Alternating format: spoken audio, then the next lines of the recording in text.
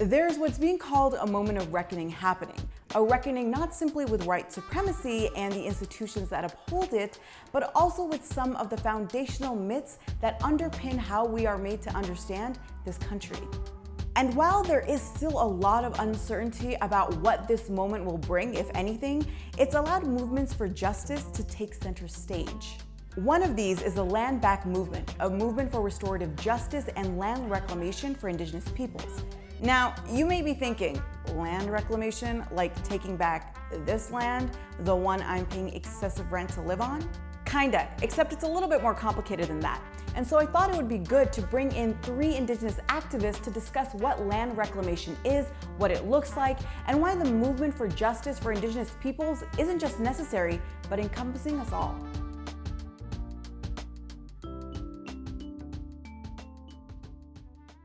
What we are talking about, we are saying the return of land territories that are ours, that are guaranteed under treaties that have been illegally taken by federal, state, and county governments and individual landowners. It's everything that was also damaged and taken in the process. It's not a new concept, but it's newly being introduced through the process of land acknowledgements, through an understanding that these lands were not empty, that they are lands that have always been stewarded and cared for by Indigenous peoples.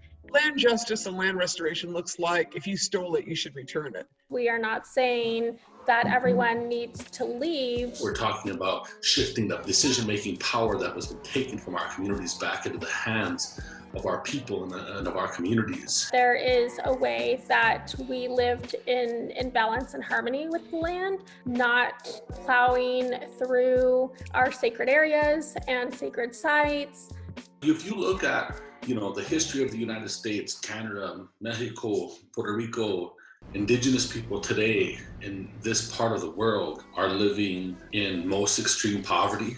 We have the lowest social determinants of health and health outcomes. We have some of the lowest education outcomes for our systems. And these things are systemic. This is generational poverty. I think that there's a lot of finger pointing that happens about why tribal communities are so poverty stricken or why there are the high rates of diabetes and other health issues. But, it really needs to come into play of the holistic viewpoint of why it is that our communities are continuing to suffer and why it is that they are at such a disadvantage. Nationally, Native people have about 4% of our original land base.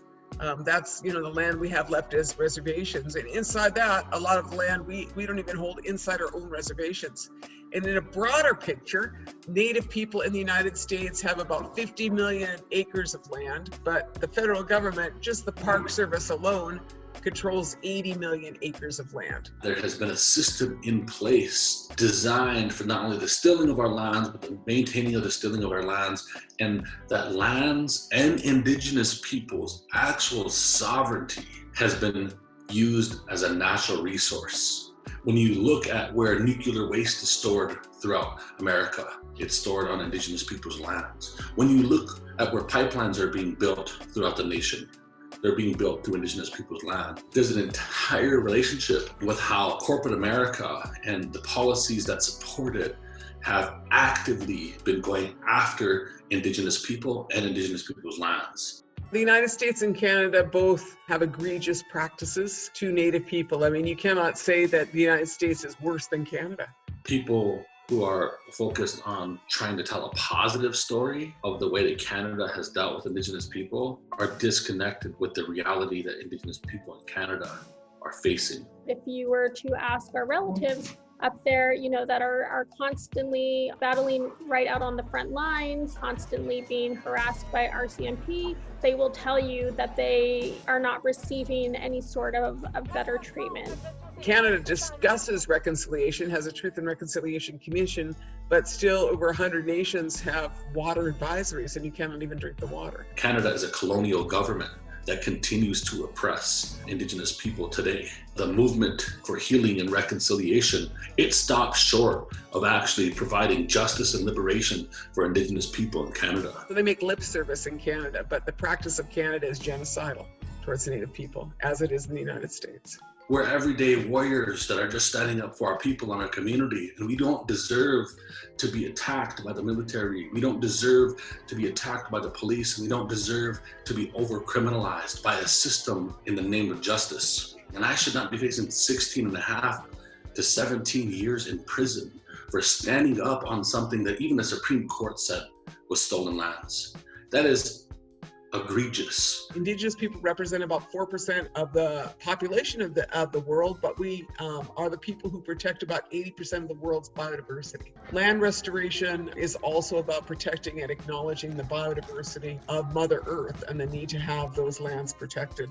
And Indigenous people are obviously the best stewards. There's just a long line of Indigenous people who've had enough. A long line of Indigenous people who are tired of our people being beaten, our land stole, tired of the suffering of Indigenous people.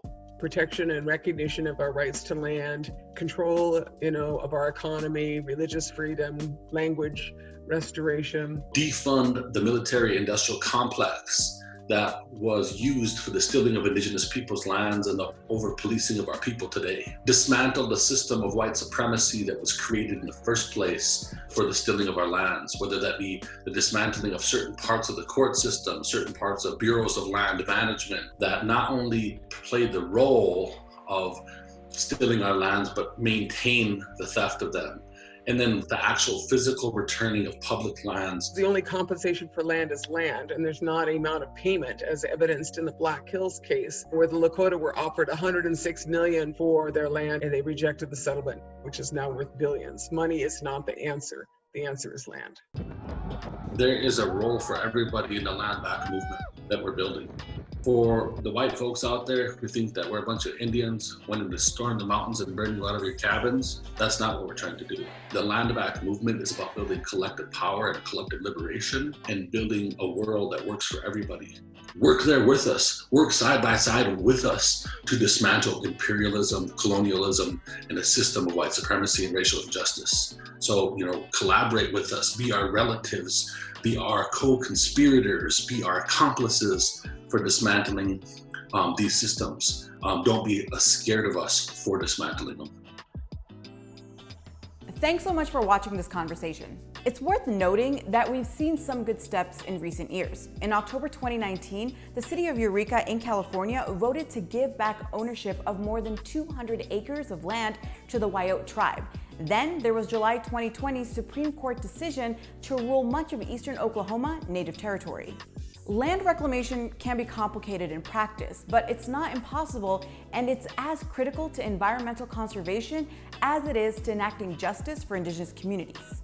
Don't forget to like this video, hit subscribe, and let us know in the comments what are some other conversations and maybe slightly controversial topics that you want us to cover.